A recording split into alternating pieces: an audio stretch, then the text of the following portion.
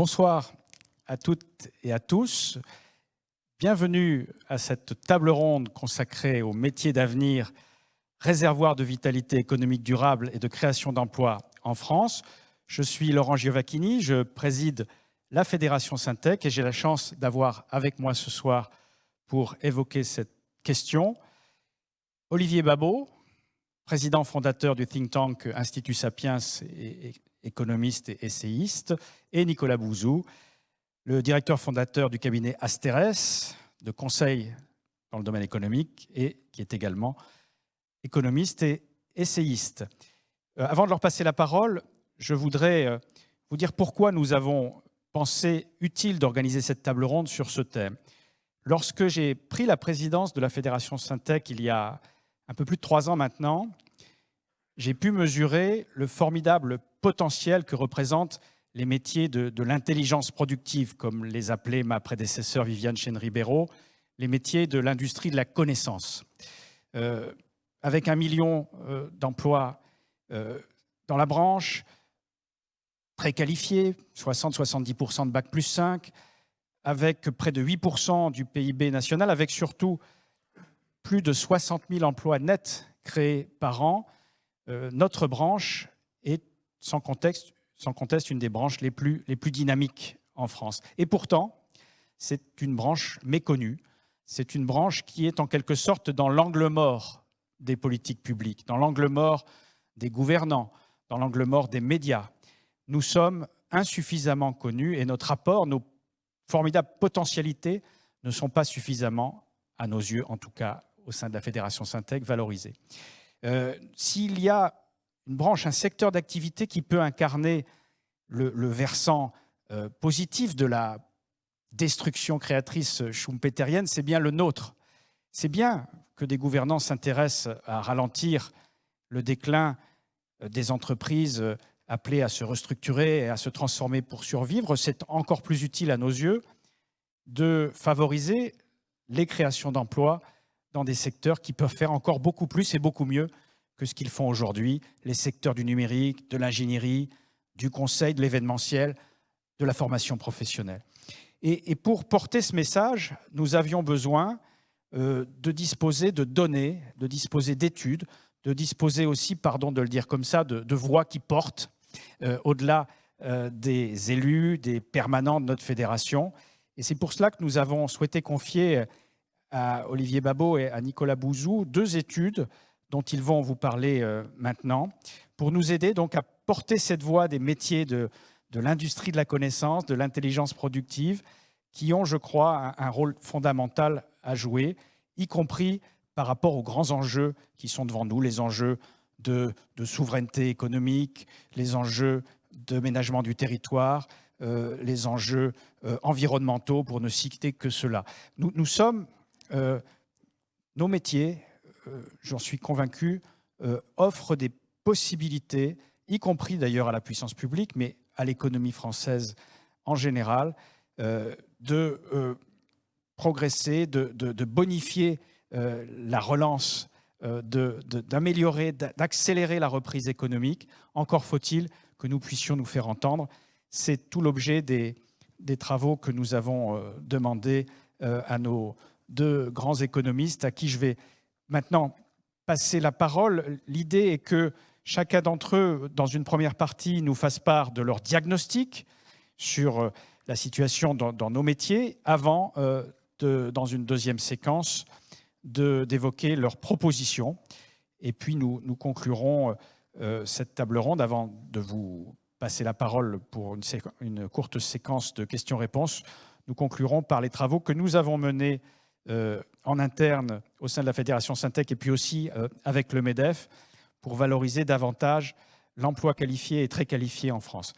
Voilà, je vais commencer par Olivier Babot, en vous demandant donc, à l'issue de la réalisation de l'étude que vous avez conduite, quel est votre diagnostic, quels sont les principaux enseignements que vous tirez de cette étude et comme je le disais, nous verrons les propositions qui sont les vôtres dans une deuxième partie.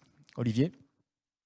Bonsoir à tous. Merci beaucoup de votre invitation. Merci surtout de nous avoir conviés à cette étude qui est un peu, en fait, pour moi, une étude en 2 volets, quasiment, plutôt que deux études vraiment séparées, parce qu'on a vraiment travaillé ensemble et je crois que c'était très, très important. Merci de nous avoir conviés à travailler là-dessus, parce que on est vraiment là au cœur d'un sujet essentiel. Charles Péguy disait il faut toujours faire ce que l'on dit, il faut surtout voir ce que l'on voit. Hein. Voir ce que l'on voit, c'est très important, et c'est probablement la question du diagnostic qui n'est pas toujours aussi évidente. Alors nous, on a la chance, et puis Nicolas aussi, d'être souvent auditionné à l'Assemblée, au Sénat. Hier, pour Sapiens, pour un autre rapport, on était à la commission des affaires économiques. Quand vous parlez à un sénateur de biotech, d'intelligence artificielle, de nouvelles technologies, il arrive qu'il ait un peu les yeux dans le vague. Mais quand vous lui parlez de développement territorial, alors là, tout d'un coup, il a les yeux qui pétillent, parce que c'est ça qui l'intéresse. Eh ben, l'enjeu, c'est de lui faire comprendre que nouvelles technologies, que emploi à forte valeur ajoutée et développement territorial vont de pair. C'était le but donc du volet qui nous a été confié, et sur lequel Erwan Tison, directeur des études ici présent, a notamment travaillé. Donc on a sélectionné les emplois qu'on appelle métropolitains. Dans ces emplois, donc emplois à forte valeur ajoutée, il y a évidemment les emplois du management, de la propriété intellectuelle, des loisirs, de l'encadrement et de ce qu'on peut appeler le commerce interentreprise. Évidemment, c'est plus exactement le conseil. Et ce qu'on a constaté, c'est qu'il existe une corrélation extrêmement forte, en fait supérieure à 94%, entre la création locale de postes et de la croissance économique et la présence de ces emplois métropolitains sur un territoire. Et ce sont des emplois qui vont aussi avoir la fonction d'amortisseur et d'accélérateur économique sur un territoire, donc de façon un tout petit peu plus précise. Donc, on a observé que entre 2007 et 2017, les régions où la création de postes a été la plus forte sont aussi celles qui ont connu la plus forte croissance et la plus forte création d'emplois de ce type-là. Donc il y a vraiment, les deux vont vraiment de pair. La question étant lequel nourrit l'autre, mais c'est un petit peu justement un phénomène où les deux se nourrissent mutuellement. C'est ça qui est intéressant. On a aussi constaté que les régions qui ont connu un solde négatif de création d'emplois n'ont pas vu leur richesse diminuer grâce à la création d'emplois et de cadres à fonction métropolitain, ce qui semble donc agir comme une sorte de stabilisateur, de ralentisseur en temps de crise. Et puis la richesse et le reflux du taux de chômage sont aussi corrélés à la création des cadres et des emplois à fonction métropolitaine. Alors bien sûr, c'est le drame français qu'on décrit depuis très longtemps. D'ailleurs, c'était, vous savez, le livre de ce géographe, je crois, dès 1947 ou 1949, qui parlait de Paris et le désert français. Alors, ce n'est pas tout à fait le désert français en dehors de Paris, mais malheureusement, il y a évidemment des inégalités dans la répartition de ces emplois. Et la carte de la répartition de ces emplois, elle reproduit beaucoup la carte des inégalités aussi en capacité à se mouvoir socialement, à progresser. Hein. L'Île-de-France, évidemment, est tirée par Paris, son attractivité mondiale. Elle concentre 43% du total des cadres à fonction métropolitaine de France. 43%, c'est quasiment la moitié. Et puis vous avez évidemment d'autres régions comme PACA ou l'Ora qui profitent aussi de la présence d'une grande métropole pour avoir un stock très important de ces emplois et des cadres de cette nature.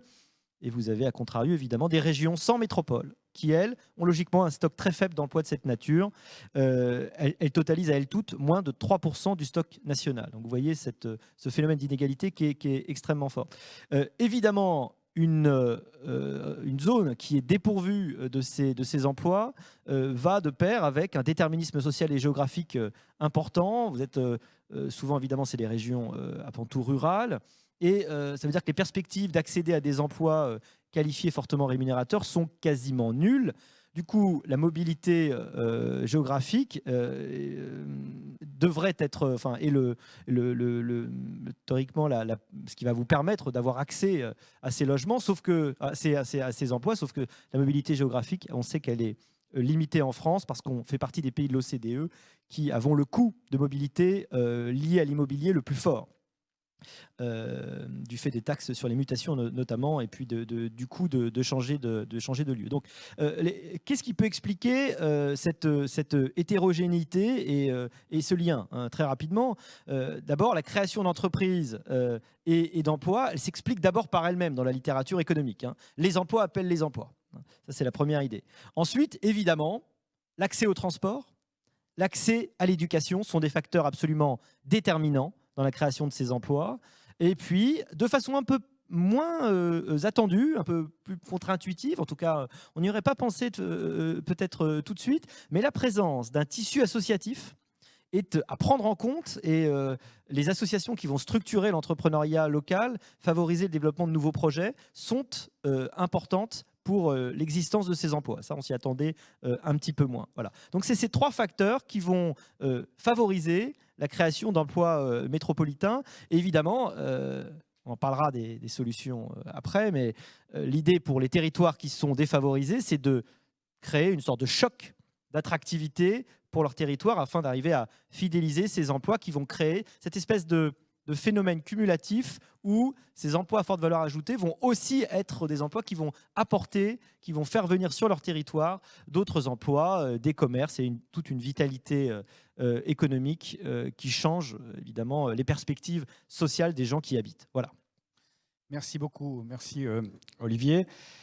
Nicolas, maintenant, le deuxième volet, puisque ce n'est pas deux études, j'aurais dû le dire, effectivement, c'est plus deux volets d'une même problématique que nous avons souhaité vous confier. Oui, alors déjà, ce que je voudrais vous dire, c'est vraiment vous remercier, comme l'a fait Olivier, d'avoir financé ce travail, parce qu'on manque de travaux sur les services, en fait. Si on manque de travaux sur les services, c'est parce que, je suis désolé d'avoir à le dire, hein, mais au fond, les services ont été sous-valorisés du point de vue intellectuel, sous-investis du point de vue intellectuel, sous-valorisés du point de vue politique, pour des raisons qui sont des raisons historiques, hein, que je ne vais pas développer ici parce qu'on n'a pas le temps et ce n'est pas le sujet. Mais au fond, depuis Colbert, on a une tradition de politique industrielle au sens propre du terme. Nos grandes écoles, nos grands corps d'État produisent des gens qui vont, pour l'essentiel, dans la fonction publique, mais quand ils ne vont pas dans la fonction publique, ils vont plutôt dans l'industrie, ils vont plutôt diriger des entreprises industrielles. Et d'ailleurs, même dans les interpros, hein, vous retrouvez souvent une influence de l'industrie qui est supérieure à l'influence des services. Or, ce que montre l'étude, Olivier en a parlé, mais évidemment nos travaux confirment tout à fait ça, c'est que aujourd'hui, même cette dichotomie, au fond, entre industrie et services, elle n'a plus beaucoup de sens. Parce que la notion pertinente, c'est la notion d'écosystème. Et quand on veut développer des secteurs qui sont des secteurs très innovants, avec des gains de productivité importants, qui vont irriguer toute l'économie, qui vont générer des bons emplois, des bons salaires, etc., en fait, on voit qu'on a besoin d'industries, de services à valeur ajoutée, donc des entreprises du Syntec, mais aussi de services à moins forte valeur ajoutée. On a besoin d'être attractif pour tout le monde. On est dans des économies qui ne tiennent que par l'innovation. Quand vous regardez la croissance économique des pays développés, les 2/3, même un peu plus, c'est entre les 2/3 et les 3/4 de la croissance économique, sur le long terme, c'est le progrès technique, c'est-à-dire c'est l'innovation. Et aujourd'hui, cette innovation, elle est très concentrée géographiquement, Olivier l'a dit. Alors, elle a toujours été un peu concentrée géographiquement, parce que comme tu l'as dit, les emplois vont aux emplois, la finance va à la finance, les universités vont aux universités.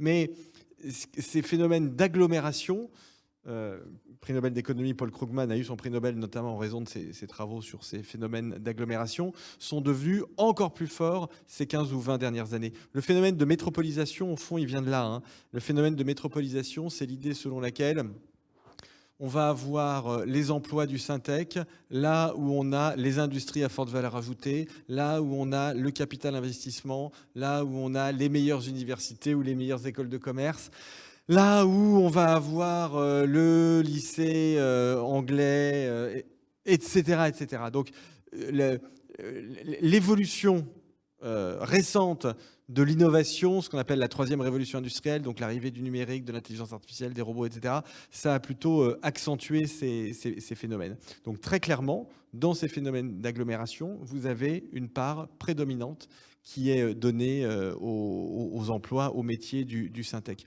Alors on le voit dans les chiffres. Les métiers du Syntec, vous le savez, hein, je ne vais pas détailler les chiffres, et puis de toute façon, ils sont dans l'étude, mais ça représente un peu moins de 10% de l'emploi global dans un pays comme la France. On doit retrouver à peu près la même chose dans les pays étrangers, ça ne bouge pas beaucoup. D'ailleurs, l'emploi à haute valeur ajoutée reste très focalisé quand même dans les pays développés, hein. On note une petite montée des pays émergents, mais les pays émergents restent une position qui reste quand même très, très minoritaire. Alors, je ne sais pas si on est complètement protégé, on parlera dans quelques instants des risques de délocalisation de ces emplois, mais enfin, pour l'instant, c'est quand même surtout dans les pays développés qu'on trouve ces emplois, parce que ça demande des spécificités, hein, des particularités, sur lesquelles d'ailleurs je reviendrai quand j'évoquerai les propositions, mais ça demande des compétences importantes en matière de R&D, ça demande des infrastructures particulières, des systèmes de formation. Bon. Donc, on ne peut pas mettre ça partout. Alors, les emplois à valeur ajoutée, ils représentent, je vous disais, à peu près un petit peu moins de 10% des emplois. Ça progresse un peu, mais surtout, ce qui est très intéressant, et c'est ce qu'ont montré les travaux qui ont été menés par Sylvain Bersinger. C'est Sylvain Bersinger qui, chez nous, a mené ces travaux et donc qui a travaillé en collaboration avec Erwan chez Sapiens.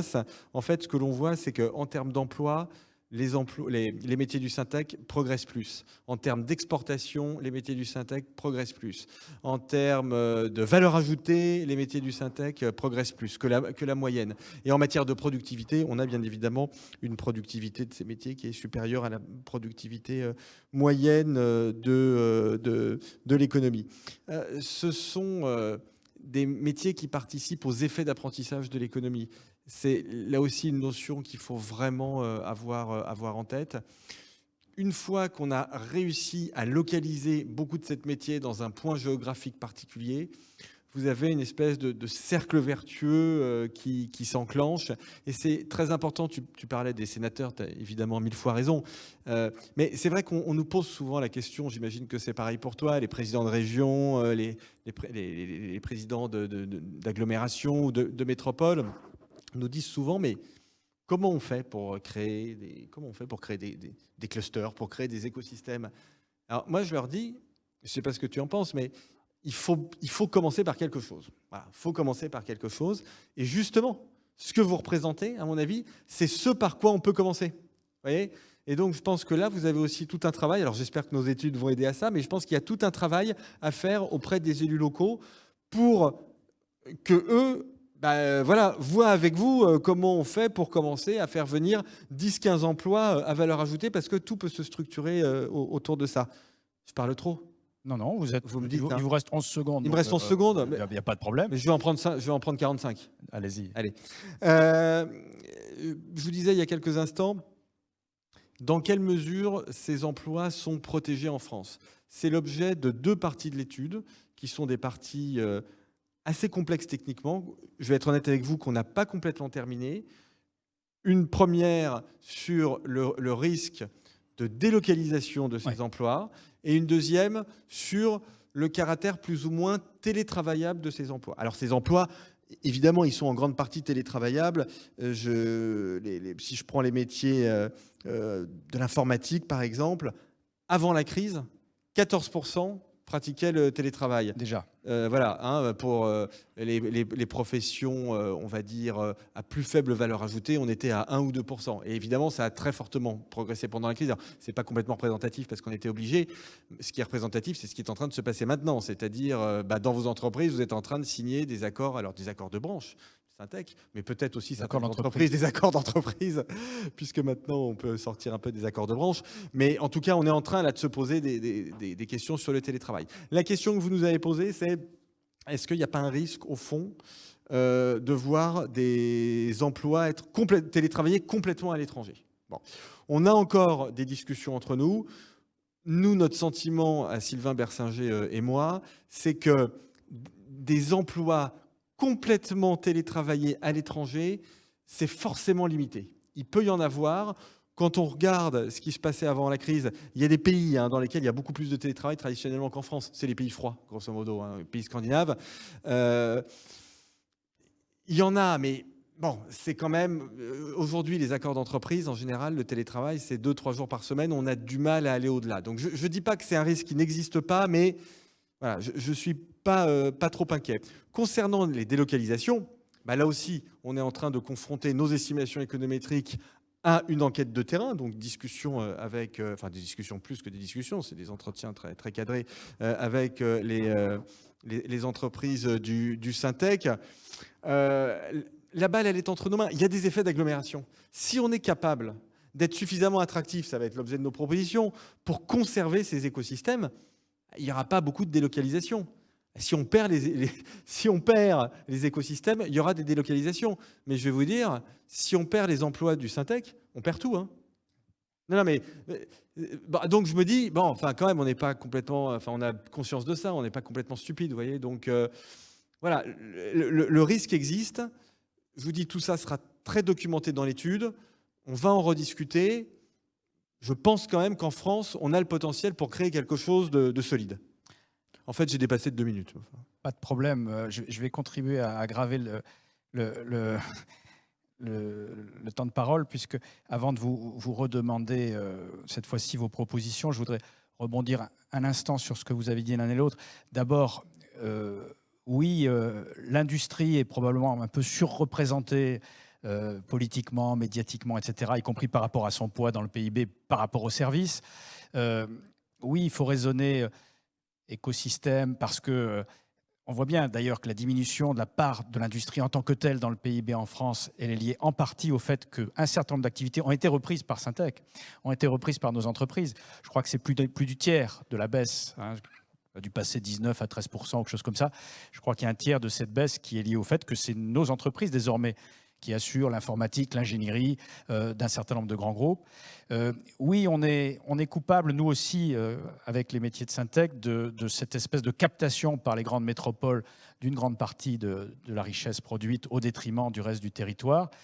Et oui, on pense, nous, et je pense que ça rencontrera vos propositions, que la crise est ce qu'elle a révélé en termes d'utilisation possible des technologies, télétravail, mais aussi 5G, etc. Et peut-être le point de bascule qui va nous permettre d'aider à ce que s'opère une sorte de desserrement métropolitain.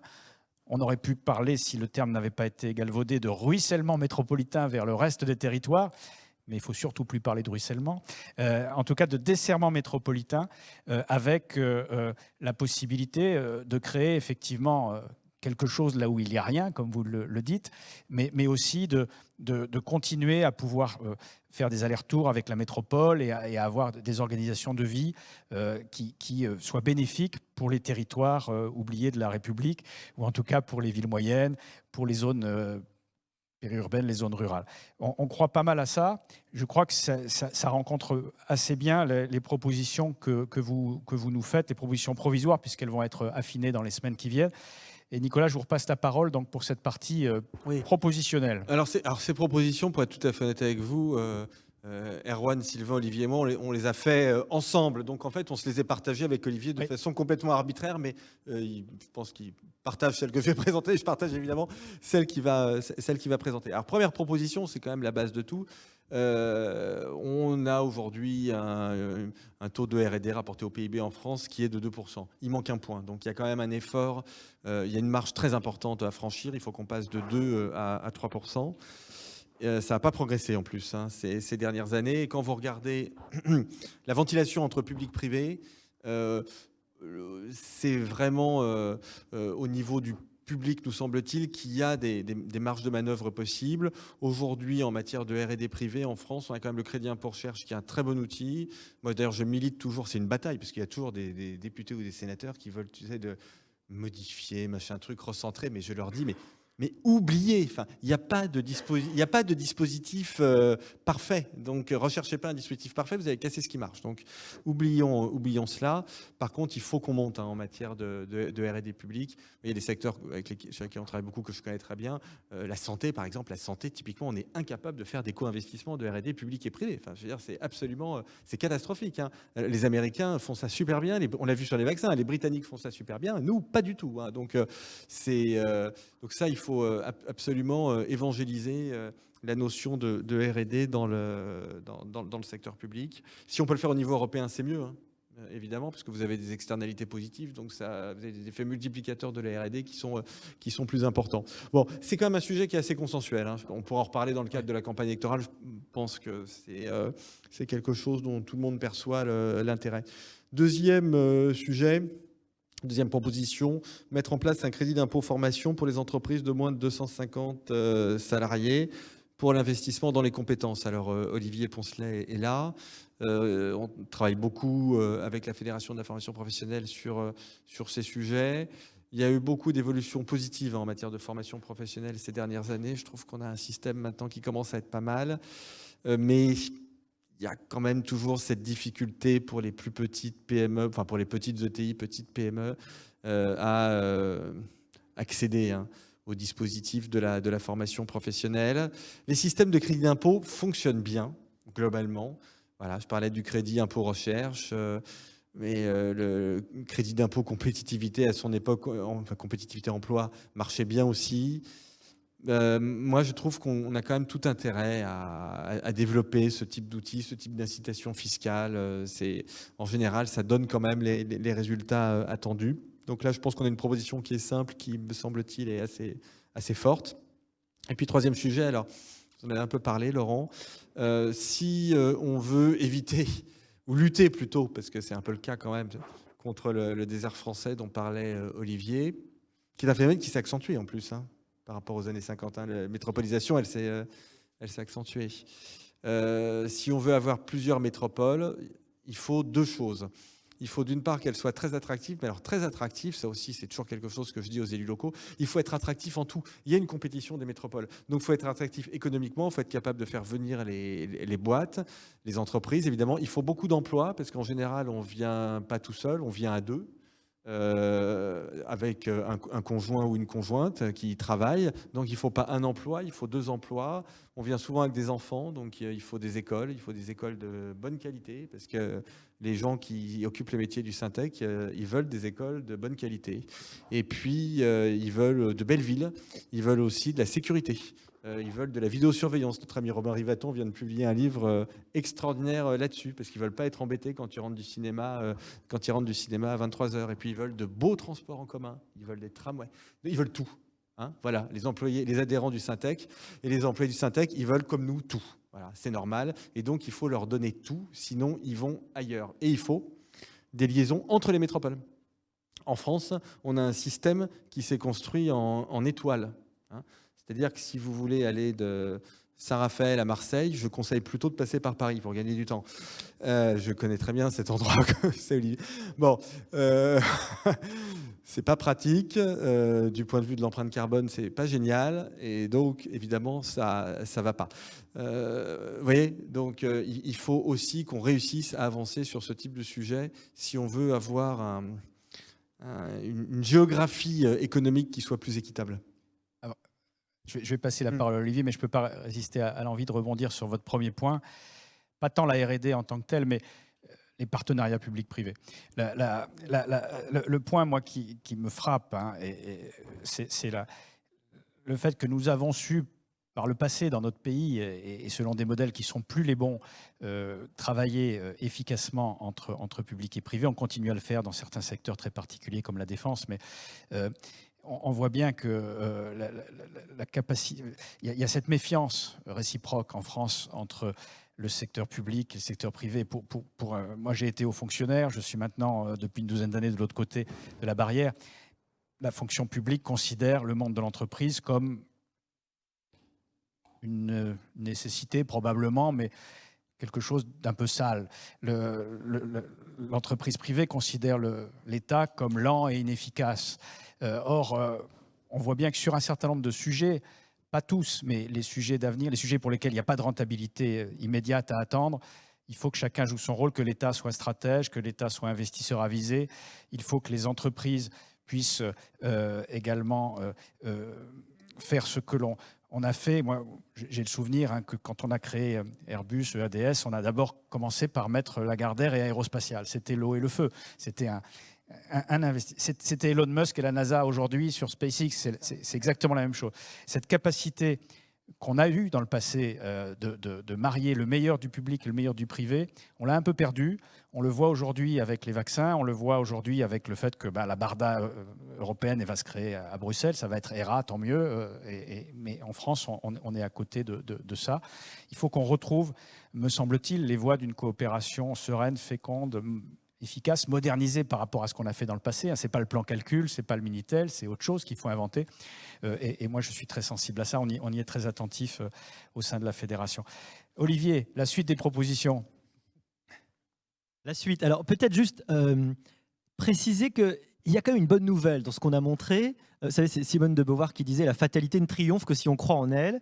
Et je crois que quand on s'intéresse au territoire, on se rend compte qu'il n'y a pas de fatalité. C'est-à-dire que un territoire qui ne s'est pas développé économiquement, ce n'est pas juste parce qu'il n'avait pas de toute façon les ressources et il est voué à ne jamais se développer. Ce n'est pas vrai, parce que quand on s'intéresse au cas particulier, on se rend compte qu'il y a plein de territoires qui sont très développés dans des endroits extrêmement différents, avec des atouts complètement différents. Alors qu'est-ce qui fait la différence?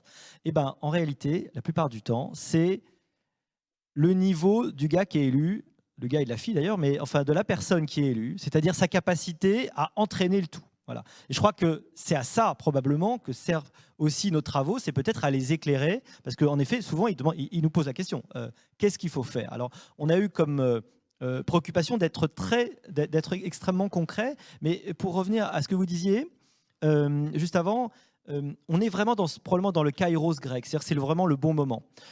Autrefois, les gens qui faisaient partie des élites cognitives étaient obligés de vivre dans les territoires. Regardez les films de Pagnol, vous êtes obligé de vivre dans le petit village, vous êtes le curé, vous êtes l'instituteur, vous êtes l'élite locale. Vous êtes élite, mais seulement ici, vous ne pouvez pas aller ailleurs. Et puis c'est vrai qu'avec la modernité, depuis 50 ans, tous ces gens-là avaient eu la possibilité d'aller dans les grandes, de s'agréger, de se mettre entre eux, et ça a été vrai, et pas seulement en France. On est en train d'arriver dans peut-être le début d'une autre époque où ces gens, à nouveau, vont pouvoir, grâce aux technologies, les technologies les ont vidés, mais grâce aux technologies, ils vont pouvoir se désagréger en quelque sorte avec ce mouvement depuis quelques mois probablement, dont les experts de l'immobilier nous disent qu'il n'est pas une illusion. C'est-à-dire qu'il y a vraiment des gens qui commencent à aller habiter dans des endroits où autrefois, il y a 30 ans, il aurait été totalement délirant avec ce genre de poste, avec ce genre d'activité d'aller s'installer. Alors, 3 choses très concrètement.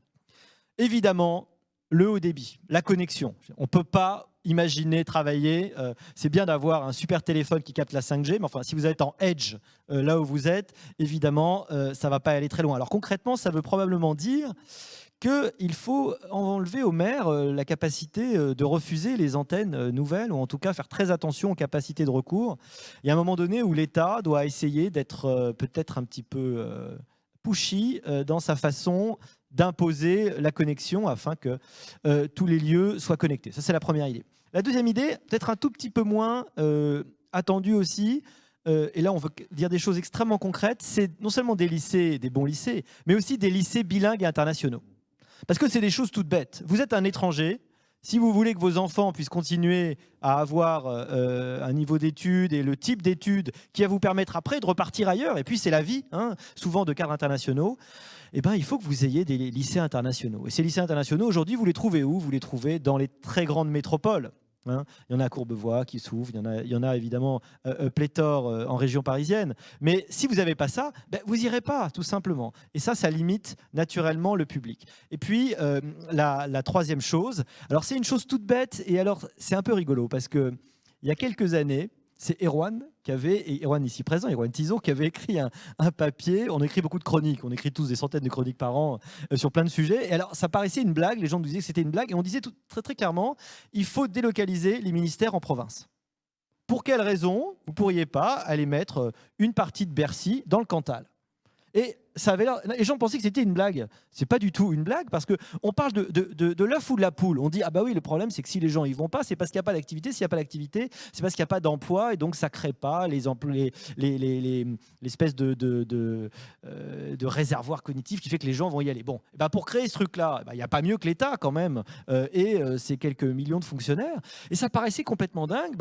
Il y a 2 ans, un peu moins, en 2019, c'est Gérald Darmanin qui a annoncé qu'il allait en effet envoyer une partie de son ministère en province. C'est pas impossible. Et je suis même certain qu'il y a beaucoup de fonctionnaires qui seront contents de plus avoir à payer un appartement à Paris et tout d'un coup ils vont multiplier par 4 la taille de leur appartement.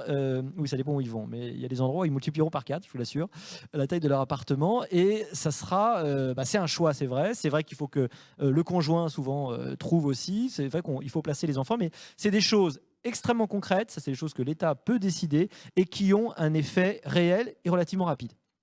Oui, moi j'ajouterais dans la veine de ce que vous venez de dire peut-être une 7e proposition que je n'ai pas validée avec mes équipes, mais qui consiste à dire OK, installer de l'emploi public, mais installons de l'emploi industriel et profitons d'un mouvement qui sera peut-être pas aussi massif qu'on pourrait l'espérer, mais de relocalisation en Europe et en France d'un certain nombre de chaînes de valeur stratégiques, pour le faire non pas dans les métropoles déjà favorisées par le destin, mais dans les villes moyennes, dans les zones plus défavorisées. L'image que j'emploie, c'est de Shenzhen à Romorantin, pas à Toulouse ou pas. Voilà. Et ça, vous pouvez me dire, ça n'a rien à voir avec Syntec. Ça a tout à voir avec Syntec parce que la relocalisation d'industrie, elle ne peut se faire que si cette relocalisation est compétitive, et ce sont forcément des industries 4.0, des industries fortement automatisées par nos métiers, par nos technologies. Et puis ce sont aussi des relocalisations industrielles qui ne pourront intervenir que si elles sont écologiquement acceptables en termes d'environnement. Et là, nos ingénieurs, notre ingénierie augmentée par le numérique, elle doit prendre toute sa place pour permettre à ces usines, non pas comme Alphonse Allais de mettre les villes à la campagne, mais de mettre vraiment les usines à la campagne. On a su le faire dans le passé en matière de défense, de si on a mis des usines dans des endroits perdus, et on doit pouvoir le refaire aujourd'hui. Il me semble, alors c'est pas une proposition Syntec en tant que telle, mais c'est une proposition qui allie les enjeux de souveraineté et d'autonomie stratégique aux enjeux d'aménagement du territoire, mais comme on l'aurait dit autrefois, pardon, il ne faut plus dire ça, de revitalisation des territoires. Je pense qu'il y a la matière à faire d'une pierre deux coups, c'est-à-dire à la fois accroître l'autonomie stratégique française et européenne et revitaliser les territoires. Je peux dire un Nicolas, truc là-dessus, parce que cette question des villes moyennes, elle est très importante. En fait, il faut les villes moyennes vont avec les métropoles. Et notamment, les villes moyennes sont très attractives du point de vue du prix de l'immobilier. C'est-à-dire, comme le disait Olivier en plaisantant, on peut avoir une surface 4 fois plus importante dans une ville moyenne ou en bordure d'une ville moyenne qu'en métropole. Simplement, il faut que les métropoles soient très bien reliées aux villes moyennes. Donc là, il y a un enjeu en matière de transport qui est très important. Mais je suis entièrement d'accord avec ce que vous dites. On a une petite difficulté à laquelle vous vous échappez, mais en matière de développement des industries aujourd'hui, c'est une difficulté de possibilité de construction. C'est-à-dire vous savez qu'il est difficile de construire des logements, mais construire une usine, c'est juste 100 fois pire. Voilà. Et donc, on a aujourd'hui cette difficulté, malheureusement. Je suis entièrement d'accord avec ce que vous dites sur les villes moyennes. On suit ça au MEDEF toutes les semaines avec les avatars du projet de loi climat et les injonctions qui nous sont faites de ne pas artificialiser les sols, etc. Il faut savoir un peu ce qu'on veut, mais je pense que, y compris pour rendre acceptables ces relocalisations sur le plan environnemental, nos métiers du conseil aussi, de l'ingénierie, sont très utiles. Et plus fondamentalement, on ne se sortira pas des questions de réchauffement climatique, de transition énergétique, sans un recours massif à la science et à la technologie. Ce n'est pas la décroissance qui va nous y emmener. Ça fait le lien d'ailleurs avec ce que je voulais dire un peu en conclusion avant de répondre éventuellement aux questions. On a mené au MEDEF cette fois-ci, mais sur impulsion Syntec, des travaux dans le cadre d'une task force qui associait la métallurgie, la banque, l'assurance, le BTP. Nous étions un peu leaders de ça, avec Mathieu Courtecuisse, le président de Syntec Conseil, qui était le coprésident de cette task force. Et nous avons essayer de voir dans quelles conditions l'emploi qualifié, l'emploi très qualifié en France pouvait prospérer, pouvait se développer davantage. Je ne vais pas être très long, mais on a identifié deux grands thématiques. D'abord, celle de la réhabilitation du progrès scientifique et technique. C'est un peu une tarte à la crème aujourd'hui, mais c'est très important. On voit bien que ce qui était une évidence dans ma jeunesse, ce qui ne se discutait pas, le progrès, c'était une donnée, est devenue, à la faveur du principe de précaution, cette frilosité que l'on a observée, c'est devenu presque un gros mot, le progrès. On voit maintenant avec le vaccin qu'il faut quand même y revenir. Et donc, la réhabilitation du progrès scientifique et technique. Et puis, le deuxième volet que nous avons évoqué dans cette task force, c'est tout ce qui est mobilité sociale, mobilité géographique. Ça rejoint tout à fait vos travaux. Je citerai trois mesures parmi la vingtaine de mesures qui est issue de cette task force. La première, qui concerne le progrès, la formation scientifique et technique, c'est l'idée que, alors elle est un peu provocatrice cette mesure, mais c'est fait exprès, que l'enseignement supérieur et les entreprises, ça doit se causer davantage. Et on le fait à certains endroits, à l'Institut Polytechnique de Paris, à Paris-Saclay, etc. On ne le fait pas partout. L'idée que nous aurions serait de lier l'évolution des subventions pour charges de services publics des établissements d'enseignement supérieur à l'insertion professionnelle de leurs diplômés, à hauteur, par exemple, de 80% dans les 6 mois. Pour remettre un peu de cohérence et remettre un peu en tension les établissements d'enseignement supérieur, certains, et pas uniquement les grandes écoles d'ingénieurs, mais certains sont extrêmement mobilisés par les questions de débouchés professionnels, d'autres un peu moins. Une deuxième idée, qui là rejoint ce que vous disiez sur la difficulté que l'on a à procéder à des déménagements entre villes, c'est l'idée de mettre en place un abattement de 50% sur les droits de mutation sur plusieurs années, dès lors qu'un changement de région au-delà de 100 km est effectué. Une mesure très concrète, pratique, qui n'aurait peut-être pas un impact financier insupportable parce que tout le monde ne bouge pas tout le temps. Et cette baisse des droits de mutation pourrait être une espèce d'incitation à la mobilité qui est quand même dans notre pays particulièrement faible, on le sait bien, par rapport à ce qui peut se passer dans d'autres pays. Et puis le dernier point, qui est plus un point qui n'a pas de rapport ni avec le progrès scientifique en tant que tel, ni avec la mobilité géographique, c'est plus une question de mobilité sociale. L'idée, c'est qu'aujourd'hui, quand on est un technicien supérieur, pour passer au statut de cadre moyen, il n'y a pas forcément une énorme incitation à se former, une énorme incitation à investir dans une formation. Les ingénieurs maison, moi, que j'ai connus dans ma jeunesse, qui étaient légion dans nos entreprises, qui se formaient de manière continue et qui fournissaient une grande partie de l'encadrement supérieur des entreprises, il n'y en a plus aujourd'hui. Ça ne se fait plus. L'idée, c'est de permettre à ces salariés de leur donner envie de se former et de devenir cadre, voire cadre supérieur. Comment ?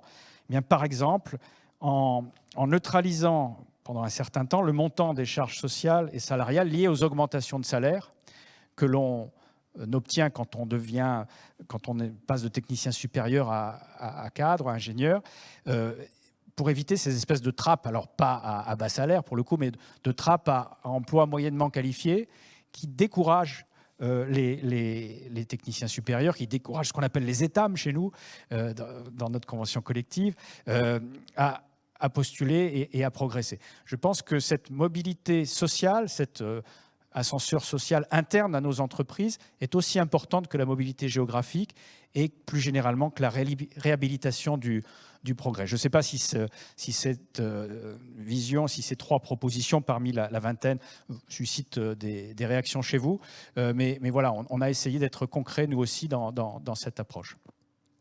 Alors j'ai quelques questions, en tout cas j'en ai une, je ne sais pas qui la pose, mais je vais la lire. Il ne me semble pas que le rôle de la transition écologique dans le développement de l'emploi soit abordé dans ces propositions. Alors, je pense qu'il s'agit des vôtres. Les miennes, j'ai tout abordé par définition, mais il s'agit des vôtres qui étaient lacunaires.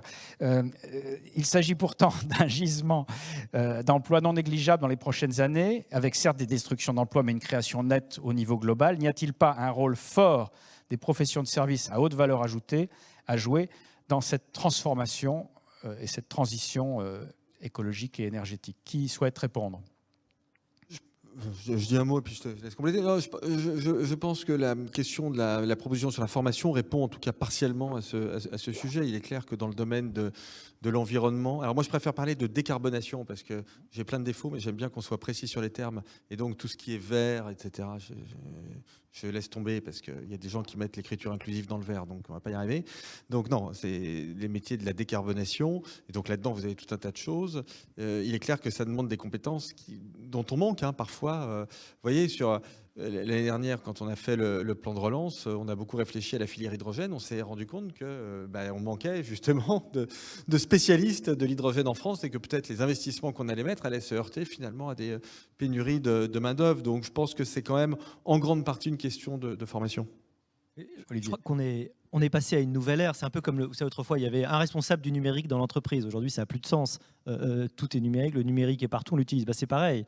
C'est-à-dire que la transition écologique, où effectivement, comme tu le dis très bien, l'objectif de décarbonation, en fait, il s'impose de facto comme l'un des nouveaux critères permanents de la plupart des entreprises aujourd'hui, si ce n'est toutes, en tout cas des plus grandes entreprises. Donc, elles s'organisent autour de ce critère qui va s'ajouter à à ce plus classique, évidemment, de la profitabilité, etc., ou du type social. Donc, pour moi, c'est juste qu'on ne l'a pas évoqué parce que c'est juste partout et que c'est le métier qui est irrigué aujourd'hui de cette préoccupation. La décarbonation, la taxe carbone aux frontières qu'on va essayer de mettre en place au niveau européen va également être un outil pour permettre à nos entreprises de prospérer dans la compétition mondiale, de restaurer une forme d'avantage compétitif, d'éviter en tout cas un dumping. Et on le voit à tous les niveaux. Moi, j'en parlais à propos d'ailleurs des relocalisations également tout à l'heure. Les relocalisations en France seront compétitives et environnementalement acceptables ou ne seront pas. C'est assez clair. Deuxième question. L'éducation et la formation sont au cœur des débats et des propositions de nombreux économistes. La première proposition des rencontres d'Aix, le week-end dernier, j'y étais, concerne la priorité à donner au financement de la petite enfance. Partagez-vous cette proposition ou pensez-vous que l'accent doit être mis sur tous les stades d'enseignement ou encore prioriser, par exemple, le collège, période charnière pour l'orientation des jeunes vers les métiers d'avenir? J'ajouterai volontiers à cette question, comment faire en sorte que dans la petite enfance, au collège, au lycée ou après, les femmes, les filles, les jeunes femmes se dirigent vers les métiers Syntec. Aujourd'hui, il y a 30% de jeunes femmes dans les écoles d'ingénieurs, il y en a 20% dans les filières informatiques. On va progresser, à mon avis, avec la loi Rixain et avec les conseils exécutifs. Ça pose plein de problèmes, mais ça va faire un appel d'air. Je pense que c'est le bon moment, je passe le message, pour les jeunes femmes pour s'investir dans l'industrie et dans la tech.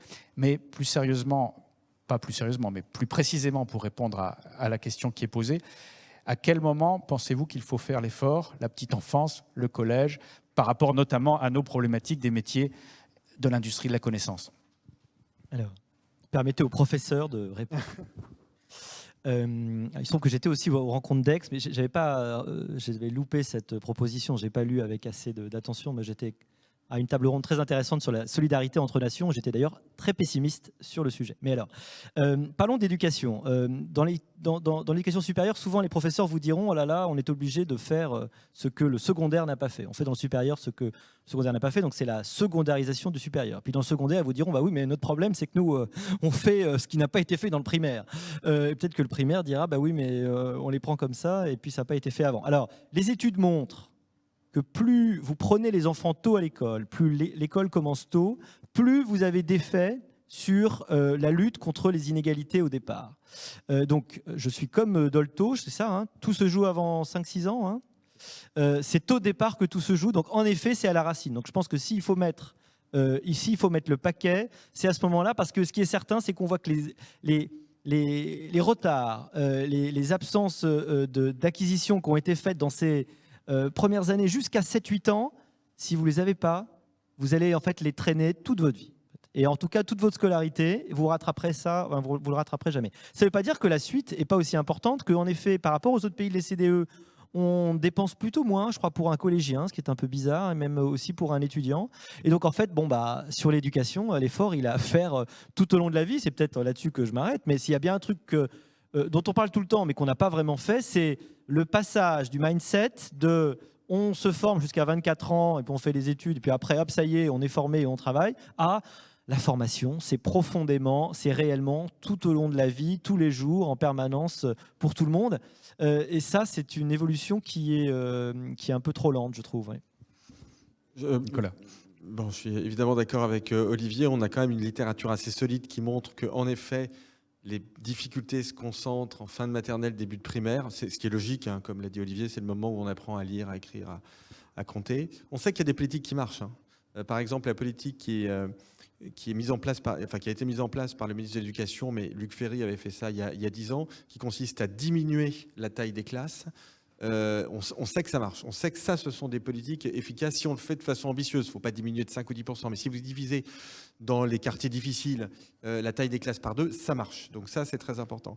On sait aussi, c'est un sujet un petit peu plus difficile, que ce qu'on appelle pudiquement l'effet maître, c'est-à-dire la qualité des profs, compte.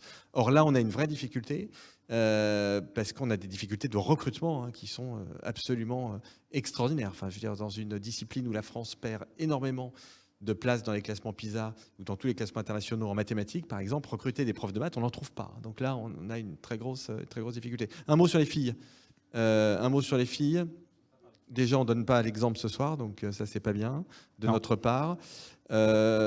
Mais c'est vraiment un sujet très important et très difficile. Nous, on a fait chez Asterès beaucoup d'études. Il n'y a pas que votre secteur. Nous, on a fait une étude sur le capital investissement, par exemple. Dans les comités d'investissement, il y a 5% de femmes. Bon, enfin, c'est catastrophique, c'est absolument catastrophique. Il faut qu'on mette en place des politiques, mais extrêmement volontaristes, de communication, d'attractivité, d'exemplarité, de mentorat. Enfin, il y a énormément de choses à faire. Parce que là, il faut le dire, on est collectivement, c'est pas vous, hein, c'est nous tous, on est collectivement pas bon. Moi, je crois qu'on est obligé d'en passer par des dispositifs un peu coercitifs. Évidemment, on les regrette tous individuellement dans nos entreprises, etc. Mais regarde, moi j'estime, hein, mais je vous passe la parole, Olivier, et puis on va conclure parce que le temps est un peu imparti et quasiment écoulé. Mais regardons ce qui s'est passé en politique. Il y a 20 ou 30 ans, les ministres femmes n'étaient peut-être pas toutes à la hauteur. Aujourd'hui, personne ne fait la différence entre une ministre femme et un ministre homme. Les conseils d'administration, ça a eu du bon, ça a eu aussi un effet pervers parce qu'on a dit aux femmes à 45, 50, 55 ans, venez dans les conseils d'administration, vous allez organiser votre vie formidablement, laissez-nous entre hommes dans les COMEX. C'est un peu ça qui s'est passé quand même. On rattrape le coup dans la troisième phase avec la mise en place d'objectifs que j'espère réalistes, mais néanmoins volontaristes dans les conseils, dans les comités exécutifs, dans les instances dirigeantes.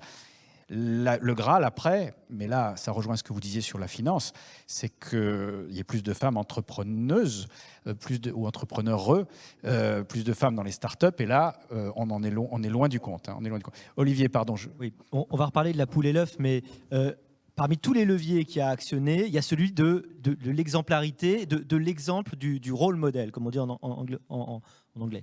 Je me souviendrai toujours du moment où ma fille, qui devait avoir 6 ou 7 ans à l'époque, me dit, alors moi j'ai vraiment l'impression d'être un père moderne, c'est-à-dire que je l'élève comme mes fils, évidemment sans distinction de genre. Et elle me dit, mais les filles, nous on n'a pas le droit d'être chef d'orchestre. Et là je me suis rendu compte d'un truc tout bête, c'est qu'elle n'avait jamais vu que des chefs d'orchestre hommes. Et donc elle en avait déduit que bon, bah, c'était pas un truc de fille. Donc on ne se rend pas compte d'un truc extrêmement important, ça passe même pas par la voix, ça passe juste par l'exemple. Il y a plein d'autres leviers, mais ça, c'en est un très important. Et quand on aura 30% de femmes dans les comités exécutifs, elles auront plus la façon de se projeter. Voilà, moi, je crois qu'on ne coupe pas malheureusement à des dispositifs un peu coercitifs à cet égard. On a plutôt régressé, hein, moi, par rapport à ma période où les jeunes femmes n'étaient pas si nombreuses que ça, mais elles allaient dans l'industrie, elles allaient dans la technologie sans état d'âme. Et aujourd'hui, par choix personnel ou par conformisme social ou par absence de rôle modèle, je trouve qu'on a régressé. Et là encore, j'espère que le moment que l'on vit est un moment de bascule dans l'autre sens. Alors, on arrive au terme de cette table ronde. Je vais vous demander à l'un et à l'autre, Nicolas, Olivier, peut-être un mot de conclusion. Qui veut commencer ? Je n'avais pas prévu ça du tout, mais peu importe. Encore une fois, en ce moment, on est dans une sorte de pré-présidentielle et nous, on est dans des situations où on parle avec beaucoup de gens, où les candidats à la candidature discutent, on les rencontre, on échange beaucoup avec eux. Et donc, évidemment, il y a des questions tactiques qui se posent à tous les moments. Qu'est-ce qu'il faut mettre en avant? Qu'est-ce que les gens sont prêts à entendre? Mais en fait, il y a toujours une même question. Cette question, elle est évidemment autour de l'emploi, elle est autour de la formation, elle est autour de l'égalité territoriale. Je crois que c'est vraiment le truc qui obnubile aujourd'hui tous les responsables politiques, parce qu'on a bien vu qu'avec les Gilets jaunes, c'était ça aujourd'hui qui fractionnait, qui fracturait la société française, et que si on était capable, par exemple, d'arrêter d'opposer des emplois dont on parle beaucoup à d'autres dont on parle moins, et de comprendre que tout ça fait écosystème, et que ça marche ensemble, et que la réussite des uns fait aussi la réussite des autres, et que les emplois, c'est pas le misérabilisme, et c'est pas Zola, pardon, les territoires aujourd'hui moins développés, que en fait il y a des choses extraordinaires à faire, qu'il y a du développement qui est possible, mais c'est possible s'il y a une volonté politique. On parlait tout à l'heure de partenariat public-privé, alors là voilà une sacrée leçon. Écosystème, complémentarité, arrêter d'opposer les choses bêtement. Si on arrive à progresser là-dessus en 2022, ça sera une super année. Et puis il faut, si j'ai bien compris, un bon personnel politique, des bons instituteurs et professeurs, on ne dit plus instituteurs, des bons professeurs des écoles et professeurs, mais de bons exécutifs régionaux, nationaux, etc. Nicolas, votre mot de la fin? Non, mais en fait, il n'y a pas d'industrie s'il n'y a pas d'ingénieur. Donc, il faut vraiment sortir de cette façon qu'on a de penser en France. Alors, je ne dis pas ça pour critiquer la France, parce qu'il y a des tas de choses sur lesquelles on est bon et même meilleur qu'ailleurs. Mais c'est vrai que public, privé, service, industrie, tout ça ne fait vraiment pas beaucoup de sens. Ça ne correspond pas. C'est ça le message qu'on essaie de faire passer dans l'étude. Là, on le dit de façon très synthétique, mais c'est très étayé dans l'étude. Mais ce sont des choses qui vraiment n'ont plus de sens. Parce que ce sont des domaines qui sont absolument complémentaires. Donc, vouloir privilégier telle ou telle chose, ça ne marche pas. Voilà, c'est inefficace, ça ne marche pas. Alors, par rapport à ce que tu dis sur le personnel politique, ce que je dis ne prenait pas du tout comme une prise de position, mais quand on en parle au président de région, je pense, puisqu'il y a plusieurs candidats potentiels parmi eux, je pense en particulier à Valérie Pécresse et Xavier Bertrand, ils sont sensibles à ça parce que l'expérience de terrain, eux, ils comprennent qu'ils voient bien. Enfin, je veux dire, ils le voient qu'on a besoin de vous, qu'on a besoin de l'industrie, qu'on a besoin que toutes les propositions qu'on fait sont des propositions de bon sens. Donc, je pense que voilà, il y a peut-être quand même un chemin là pour faire prospérer nos idées. Et surtout, mais ce qu'il faut bien dire par rapport à vos idées, c'est que ce n'est pas des idées, comment dire, corporatistes. Sinon, d'ailleurs, on aurait eu du mal à vous aider. Non. Ce sont des idées de... C'est juste, quoi. C'est de l'analyse. On a essayé de montrer tous les trois que la contribution de nos métiers, que j'ai l'outrecuidance d'appeler les métiers de l'industrie de la connaissance ou de l'intelligence productive, elle n'est pas auto-centrée, elle est vraiment au service de l'industrie. Je trouve toujours dommage que l'on oppose les services à l'industrie. On est au service de l'industrie, on est au service également des administrations, on est au service de toute l'économie française. En tout cas, merci beaucoup d'avoir accepté de participer à cette table ronde. Merci d'avoir mené ces études, de les finaliser dans les semaines qui viennent. Je pense que grâce à ces études, on va pouvoir commencer à faire sortir un peu de l'ombre nos métiers, à montrer davantage les multiples apports, les nombreuses potentialités que nos métiers offrent vis-à-vis de tout un tas d'enjeux. On a parlé de revitalisation des territoires, on a parlé d'ascenseur social, on a parlé brièvement d'autonomie stratégique, de souveraineté économique. Nos métiers sont essentiels et ils ne se vivent pas du tout en vase clos. S'il y a des métiers qui sont complètement immergés dans les écosystèmes, ce sont bien les nôtres. Et nous sommes très fiers de participer à ce que j'espère être une reprise durable, profonde de l'économie française dans les prochains mois et dans les prochaines années. Merci beaucoup à toutes et à tous. Merci à tous ceux qui ont posé des questions. Nous n'avons pas pu toutes les prendre, ces questions. Nous pourrons peut-être y répondre en différé. En tout cas, je vous souhaite à tous une excellente soirée. À bientôt. Au revoir.